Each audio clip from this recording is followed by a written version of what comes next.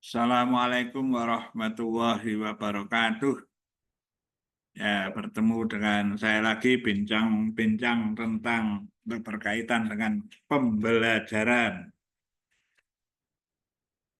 Bincang-bincang berkaitan dengan pembelajaran. Ya, semoga bermanfaat.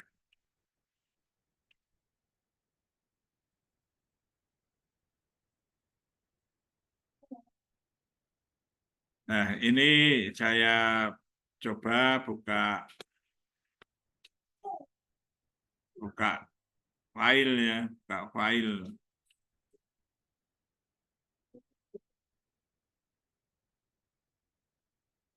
Nah, ini beberapa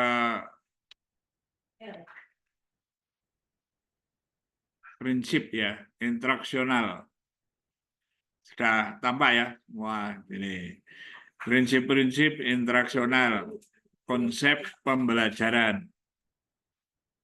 Bapak Ibu semuanya, terutama para guru yang melaksanakan pembelajaran, belajar mengajar di sekolah, di sini ada prinsip-prinsip interaksional, itu bisa diartikan pembelajaran atau pengajaran. Ya, bagaimana kita harus menjadi guru dan supaya menjadi guru yang baik, jadi pelatih yang baik. Nah, ini ada prinsip-prinsip interaksional. Mari kita simak selanjutnya. Nah, ada beberapa prinsip interaksional itu. Ini ada banyak ya. Prinsip yang pertama, respon baru, new respon. Diulang sebagai akibat dari respon tersebut. Implikasinya perlu pemberian umpan balik segera atas keberhasilan atau respon yang benar dari peserta didik. Jadi peserta didik ini kalau di sekolah ya siswa, kalau di perguruan tinggi ya mahasiswa, kalau di pelatihan ya audien gitu ya. Nah, ini saya singkat dengan PD, peserta didik itu, supaya singkat saya menyebutnya. PD harus aktif membuat respon, bukan duduk diam dan mendengarkan saja. Itu ya prinsip yang pertama itu, penerapannya atau implikasinya seperti itu. Lalu prinsip yang kedua, perilaku tidak hanya dikontrol oleh akibat dari respon, tetapi juga di bawah pengaruh kondisi atau tanda-tanda yang terdapat dalam lingkungan peserta didik. Nah, implikasinya perlu menyatakan tujuan interaksional secara jelas kepada PD sebelum kuliah dimulai agar PD bersedia belajar lebih giat. Penggunaan berbagai metode dan media agar dapat mendorong keaktifan PD dalam belajarnya. Itu prinsip yang kedua, implikasinya seperti itu. Prinsip yang ketiga, perilaku yang ditimbulkan oleh tanda-tanda tertentu akan hilang atau berkurang frekuensinya bila tidak diperkuat dengan pemberian akibat yang menyenangkan. Implikasinya, pemberian isi pelajaran atau materi yang berguna bagi PD ya, di dunia ruang luar kelas ya, jadi kehidupan nyata itu ya, dan juga memberi umpan balik berupa imbalan dan penghargaan terhadap keberhasilan PD. Ini prinsip ketiga. Prinsip keempat, belajar yang berbentuk respon terhadap tanda-tanda yang terbatas akan ditransfer kepada situasi lain yang terbatas pula.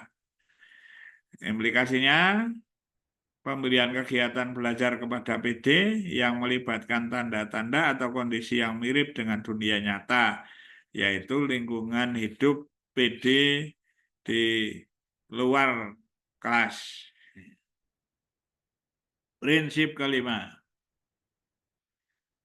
belajar menggeneralisasikan dan membedakan adalah dasar untuk belajar sesuatu yang kompleks, seperti pemecahan masalah. Jadi pada prinsipnya itu para peserta didik itu kalau belajar itu untuk menggeneralisasikan dan juga bisa membedakan, ya, membandingkan, membedakan.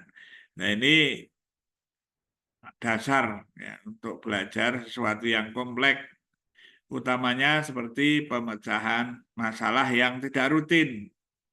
Pemecahan masalah itu ada yang biasa-biasa saja, ada yang tak rutin. Implikasinya digunakan secara luas, bukan saja contoh-contoh positif, tapi juga negatif. Nah ini untuk bisa membedakan dan bisa melakukan generalisasi. Prinsip keenam, status mental peserta didik untuk menghadapi pelajaran akan mempengaruhi perhatian dan ketekunan peserta didik selama proses belajar. Nah, di sini kesiapan mental waktu mau belajar itu perlu dikondisikan. Ya, ya, implikasinya ya pentingnya memotivasi untuk menarik perhatian PD untuk mempelajari isi pelajaran atau materi yang akan disampaikan.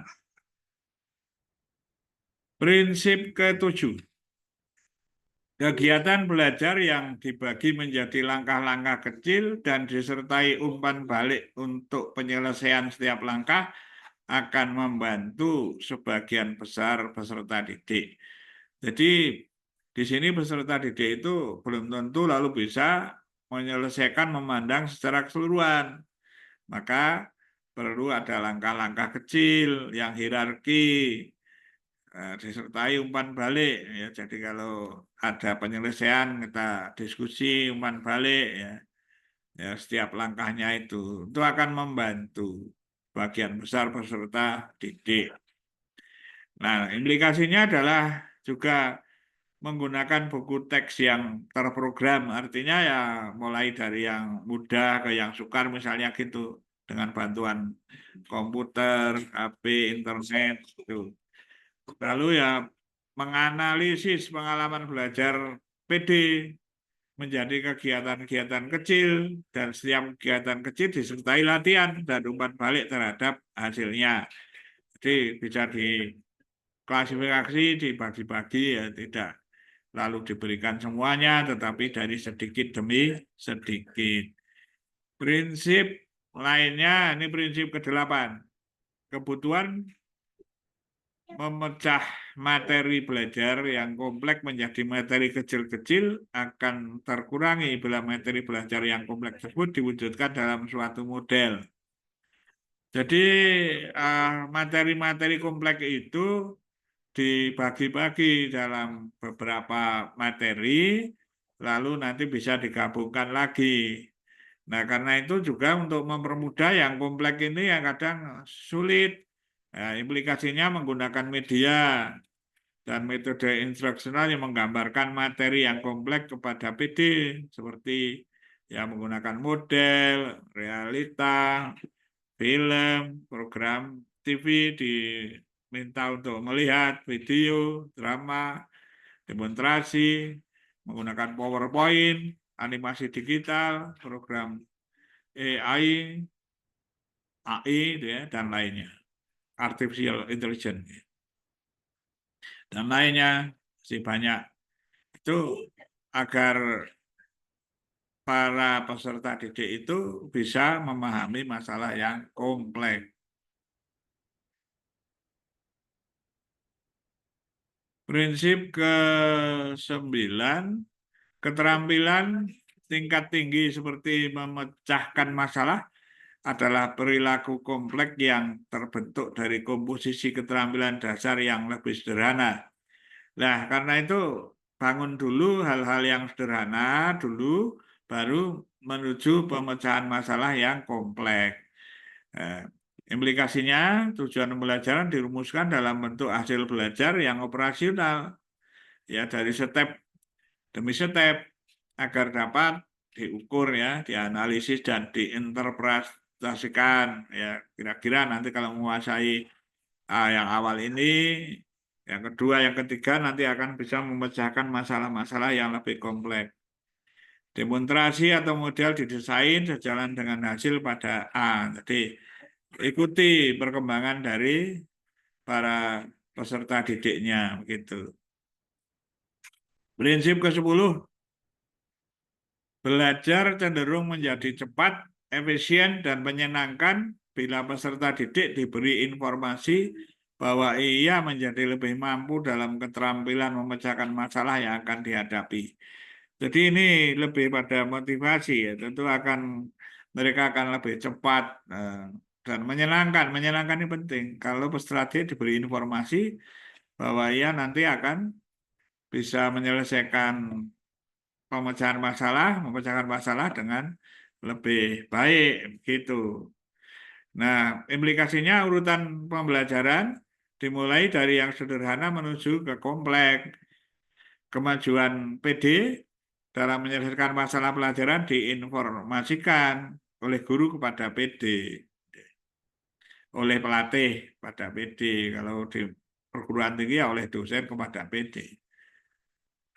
Prinsip ke-11, perkembangan dan kecepatan belajar peserta didik bervariasi. Ada yang melaju dengan cepat, ada yang bergerak lambat.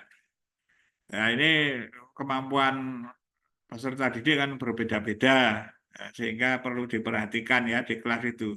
Kalau sekarang namanya itu diferensiasi, ya. Ada perbedaan lah setiap individu itu.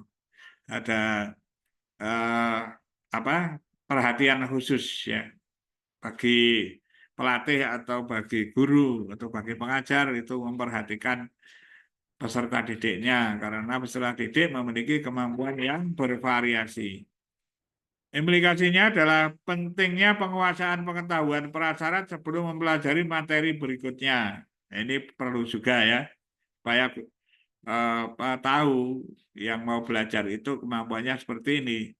PD mendapat kesempatan untuk maju sesuai dengan kecepatan belajar masing-masing. Nah, ini memperhatikan kemampuan individu ya, seseorang di dalam satu kelompok. Gitu.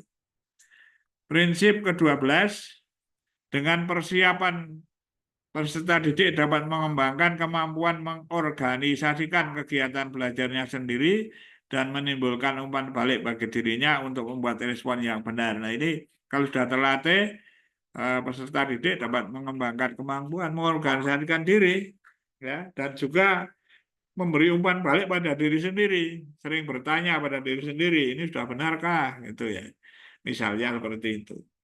Nah, berpikir ulang, introspeksi. Implikasinya pemberian kemungkinan peluang bagi PD untuk memilih waktu, cara, dan sumber-sumber lain di samping yang telah ditetapkan dalam sistem interaksional ya, supaya para peserta didik itu berkembang sesuai kemampuannya dan bisa introspeksi. Terima kasih. Ya, semoga apa yang saya sampaikan bermanfaat bagi yang memerlukannya atau bagi yang berkepentingan. Ya, Bapak-bapak, Ibu-ibu, Mbak-mbak, Mas-mas, adik-adik semua, cukup sekian. Ya, saya akhiri, saya tutup. Wassalamualaikum warahmatullahi wabarakatuh.